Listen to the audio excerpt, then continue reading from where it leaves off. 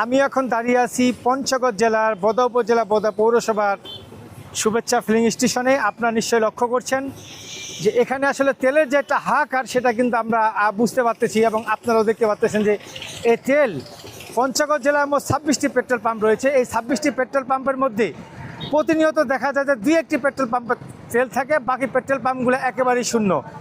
এই পেট্রোল পাম্পে যে আসলে মালিক কর্তৃপক্ষ রয়েছেন আমরা তাদেরকে জিজ্ঞেস করলাম, এই পেট্রোল পাম্পে 17 তারিখ থেকে তেল নেই, অর্থাৎ এক সপ্তাহ থেকে কিন্তু এই পেট্রোল পাম্পে তেল পাচ্ছে না। এবং চাহিদা অনুযায়ী যদিও 2-1 দিন তেল পায়, সেটা হলো যেখানে চাহিদা লাগে 10,000 লিটার, সেখানে পাচ্ছে তারা 1 থেকে 1,500 লিটার। আর এই সংকটের যে অবস্থাটা রয়েছে এটা আসলে একটা তীব্র সংকটে আকার ধারণ করছে তেলের সমস্যা নিয়ে। আপনি নিশ্চয়ই লক্ষ্য করছেন, আপনি দেখতে পারবেন যে এই পর্যন্ত কি পরিমাণ লোক ভিড় করছেন তেলের জন্য হাহাকার করছেন, তেল নাই। এবং পেট্রোল পাম্প তারা খুঁজতে খুঁজতে অবশেষে এই যে তেল যেটুক গাড়ির মধ্যে যেটা এক্সট্রা তেল থাকে সে তেলটাও কিন্তু খালি হয়ে গেছে। এখন কিন্তু তারা যে গাড়ি স্টার্টে যাবে সেই তেলটাও কিন্তু এখন তাদের মোটরসাইকেলে নেই। এই যে তেলের যে একটা বিপর্যয় অবস্থা পড়ে গেছে, এই তেলের কারণে বিশেষ করে সাধারণ যারা যাত্রী আছে, সাধারণ যারা ছোটো বড়ো যারা গাড়ি চালায়, বিশেষ করে তাদের ক্ষেত্রে একটা বড় সমস্যা হয়ে গেছে। কারণ অনেক সময় কিন্তু তারা বিশেষ করে মেহমান খেতে যায় অথবা রুগী নিয়ে কোথাও হাসপাতালে প্রয়োজন বোধে কিন্তু তারা যেতে হয়, কিন্তু সেখানে তারা কিন্তু পারছে না। অর্থাৎ আমরা যদি এখন একটু কথা বলি, এখানে একজন ব্যক্তি আছেন যিনি আসলে তেল নেওয়ার জন্য এখানে এসেছেন। আমরা তার কাছ থেকে একটু জিজ্ঞেস করি, আচ্ছা আপনি যে তেল নিতে আসছেন কী সমস্যা, তেল পাইলেন কি পাইলেন না? না, তেল পাইনি এখনো আমরা। আমার বাসা এখান থেকে 20 কিলো রাস্তা, এখানে মানে তেল নেওয়ার জন্য আসছি, কিন্তু এখান থেকে তেল না পাই। এই যে এখানে আসলাম এবং গেলাম, এখানে আমার 1 লিটার তেল শেষ। আবার এখানে তেল যদি পাইও দিচ্ছে 200 টাকার তেল।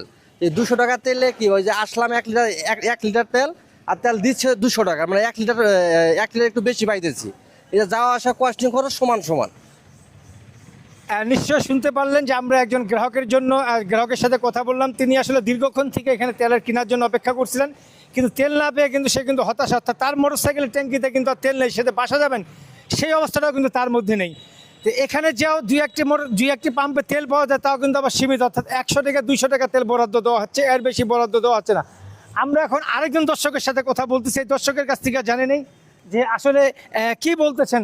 আচ্ছা, তেল যে সমস্যাটা হচ্ছে, এই সমস্যাটা আপনি কতদিন থেকে পাচ্ছেন? এটা 15 দিন থেকে আমরা পাচ্ছি, তেলে পাচ্ছি না। আসলে 50 টাকা 100 টাকাতে ওই 100 টাকার তেলতে ঘোরা যায় পয়েন্ট, আপনি বলেন। আমরা খুব বেকারে পড়ে গেছি, বুঝছেন। এখন আমার বাড়ি থেকে এখানে আসতে আমার 20-30 টাকা তেল চলে যায়, আর যে তেল আমাকে 100 টাকার, তাহলে আমরা কী করবো? নিশ্চয় শুনতে পারলেন, আরেকটা আমরা কাস্টমারের সাথে কথা বললাম, তিনিও কিন্তু একইভাবে কিন্তু কথাগুলো বলছেন। অর্থাৎ তেলের যে সংকটটা, এইটা একটা শুধু সংকট বলা যাবে না, তীব্র সংকট। আপনারা জানেন যে ঈদের আগে সরকার যদি একটি ঘোষণা করেছিলেন যে তেল সাধারণত যে রেশনিং যে পদ্ধতিটা ছিল সেই পদ্ধতিটা কিন্তু উঠে গেছে, অর্থাৎ এখন কিন্তু তেল বাজার কিন্তু উন্মুক্ত। অথচ যখন তেল বাজারটা উন্মুক্ত করে দিলেন, রেশনিং সিস্টেমটা যখনই তুলে দিলেন, তখন থেকে কিন্তু তেলের ঘাটতিটা আরও বেশি দেখা গেছে। এর আগে যখন নিয়ন্ত্রণের মধ্যে ছিলেন তখন কিন্তু আসলে এই তেলের এতটা কিন্তু ঘাটতি দেখা যায়নি। কিন্তু বর্তমান সময়ে যখন পর্যন্ত সরকার ঘোষণা দিলেন যে রেশনিং পদ্ধতি প্রত্যাহার করা হলো, তখন থেকে কিন্তু সাধারণত তেল সংকটটা কিন্তু বেশি দেখা দিয়ে দিচ্ছে। তবে এই হলো পঞ্চগড় জেলার সর্বশেষ তেলের অবস্থা, পাম্পের এই অবস্থা। এবং আপনারা নিশ্চয়ই লক্ষ্য করছেন যে এখানে যারা অপেক্ষা করছেন তেল কেনার জন্য, তারাও কিন্তু বর্তমান একেবারে বিপর্যস্ত অবস্থার মধ্যে পড়েছেন তেল না পেয়ে।